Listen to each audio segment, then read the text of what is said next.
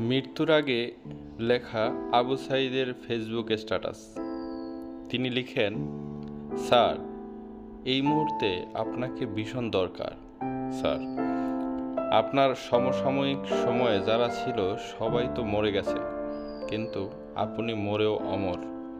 আপনার সমাধি, আপনার প্রেরণা, আপনার চেতনায় আমরা উদ্ভাসিত।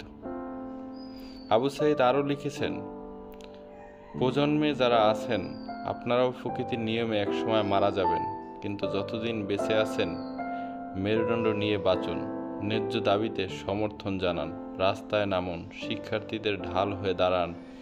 প্রকৃত সম্মান এবং শ্রদ্ধা পাবেন। মৃত্যুর সঙ্গে সঙ্গেই কালের গর্বে হারিয়ে যাবেন না। আজন্ম বেঁচে থাকুন শামসুদ্দোহা হয়ে।